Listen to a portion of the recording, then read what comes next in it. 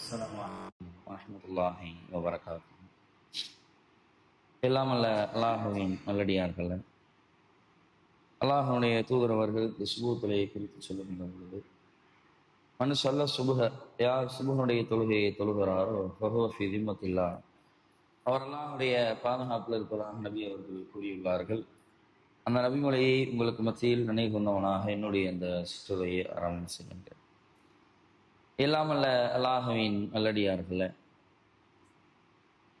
பெண்ணுரிமை சம்பந்தமாக இஸ்லாமிய மார்க்கம் சொல்லக்கூடிய தகவல்களை பற்றி ஒரு சிறிய அறிமுகத்தை நேற்றைய தினம் பார்த்தோம். இஸ்லாமிய மார்க்கம் பெண்களுக்கு வழங்கக்கூடிய உரிமைகள் என்பதை தாண்டி அவர்கள் இந்த உலகத்தில் பிறப்பதை கூட இஸ்லாமிய மார்க்கம் நற்செய்தி என்று சொல்லுகிறது. ஆனால் முந்தைய காலகட்டத்தில் வாழ்ந்த மக்களுடைய நிலை, பெண் குழந்தை பிறந்தால் அவர்களுடைய மனநிலை, அவர்கள் எப்படி பெண்களை பார்த்தார்கள் என்று அல்லாஹ் தன்னுடைய திருமறையில் சொல்லுகிறான். இதா புஷ்ர அஹதுஹும் பில் உன்சா, அன்றைய காலத்தவர்களுக்கு பெண் குழந்தைகள் குறித்து நற்செய்தி சொல்லப்பட்டால், வல்ல வஜ்ஹுஹு முஸ்வத்தம் வஹுவ கலீம், மிகவும் கவலை அடைந்தவனாக, அப்படியே அவனுடைய முகம் இருள் சூழ்ந்து கருமையானதாக மாறிவிடுகிறது.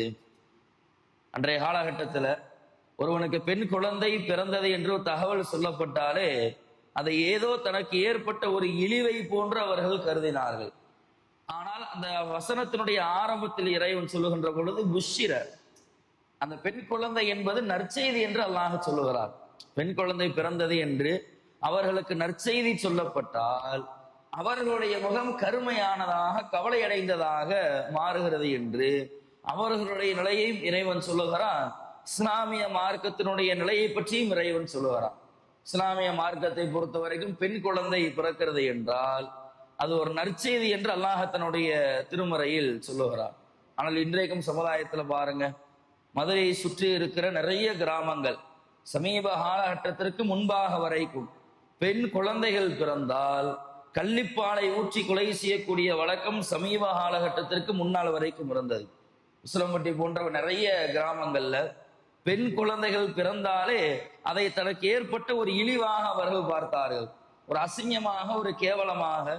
ஆண் குழந்தை என்றால் மாறு தட்டி கொண்டு இது என்னுடைய வாரிசு என்று சொல்லக்கூடியவர்கள், பெண் குழந்தைகள் பிறந்தால் அதை தனக்கு ஏற்பட்ட ஒரு அசிங்கமாக அவர்கள் நினைத்தார்கள். இன்னும் நபி அவர்களுடைய காலகட்டத்தில் எந்த அளவிற்கு கொடுமை தெரியுமா?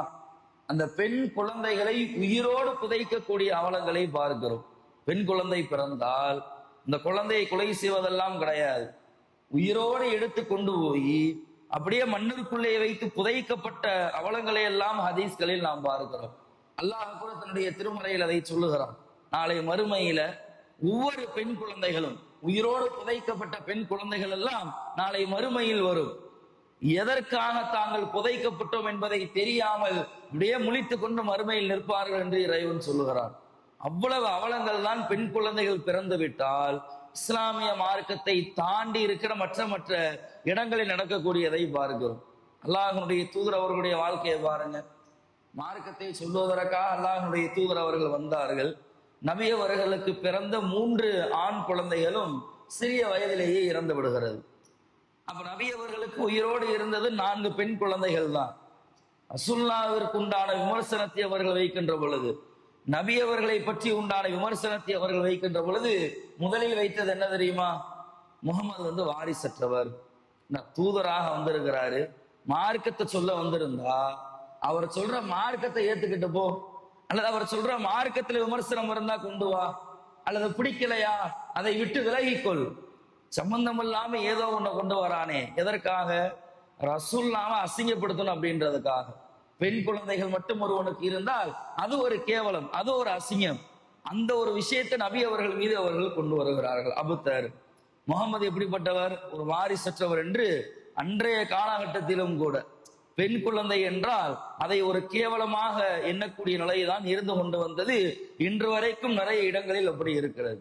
இஸ்லாமிய மார்க்கம் அப்படியே அதை தலைகீழாக புரட்டி போடுகிறது.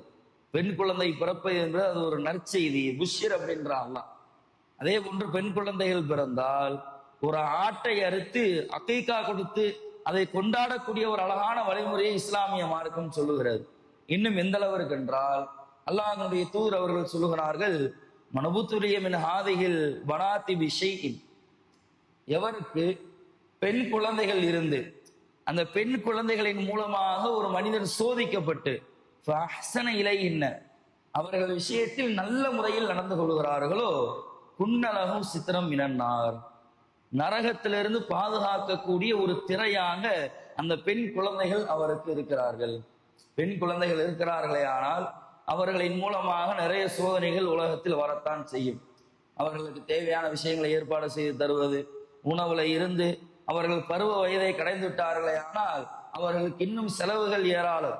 இப்ப இது மாதிரியான விஷயங்களில் அவர்களுக்கு யார் பக்குவத்தை அவர்களுக்கு ஏற்படுத்தி நல்ல ஒழுக்கத்தை அவர்களுக்கு போதித்து நல்ல முறையில் அவர்களை பராமரிக்கிறார்களோ, அந்த பெண் குழந்தைகள் எல்லாம் நரகத்திலிருந்து பாதுகாக்கக்கூடிய ஒரு திரையாக அந்த மனிதருக்கு மாறுகிறார்கள். இன்னும் அல்லாஹ்வுடைய தூதர் அவர்கள் சொல்லுகிறார்கள், மன் ஆல ஜாரியத்தை ஹத்தா தபுலுகா, யார் ஒரு 2 பெண் குழந்தைகள், முதல் ஹதீஸ்ல கூட 3 பெண் குழந்தைகள் அதற்கு மேலாக, இந்த ஹதீஸ்ல நபி அவர்கள் சொல்லுகிறார்கள் 2 பெண் குழந்தைகளை யார் பராமரித்து எதுவரைக்கும் பருவ வயதை அவர்கள் அடைகின்ற வரைக்கும் அவர்களை நல்ல முறையில் பராமரிக்கிறார்களோ, ஜா யௌமில் கியாமா அன வஹுவ, அல்லாஹ்வுடைய தூதர் அவர்கள் சொல்லுகிறார்கள், நானும் அவரும் மறுமையில் இவ்வாறு வருவோம். அசாபியாகும், தன்னுடைய நடுவிரலையும் ஆறுகாட்டி விரலையும் சேர்த்து அல்லாஹ்வுடைய தூதர் அவர்கள் காண்பிக்கிறார்கள். பெண் குழந்தைகளை பொறுத்த வரைக்கும் இஸ்லாமிய மார்க்கம் சொல்லக்கூடிய முதல் விஷயம் அவர்களும் ஒரு நற்செய்தி. அந்த பெண் குழந்தைகள் 3 பிள்ளைகளாக இருக்கிறார்கள், அது 3 பிள்ளைகளுக்கு மேலே இருக்கிறார்களே ஆனால் அந்த குழந்தைகள் நம்மை நரகத்திலிருந்து பாதுகாக்கக்கூடிய ஒரு திரை. 2 பெண் குழந்தைகள் இருக்கிறார்களே ஆனால் நபி அவர்களோடு நாளை மறுமையில் சேர்ந்து இருக்கக்கூடிய ஒரு பாக்கியம். பெண் குழந்தைகளை பற்றிய மார்க்கம் நிறைய விஷயங்களை சொல்லுகிறது. இதை தொடர்ந்தும் நிறைய தகவல்கள் இருக்கிறது. இன்ஷா அல்லாஹ் வரக்கூடிய நாட்களில் தொடர்ச்சியாக பார்ப்போம். அஸ்ஸலாமு அலைக்கும் வரஹ்மத்துல்லாஹி வபரகாத்துஹு.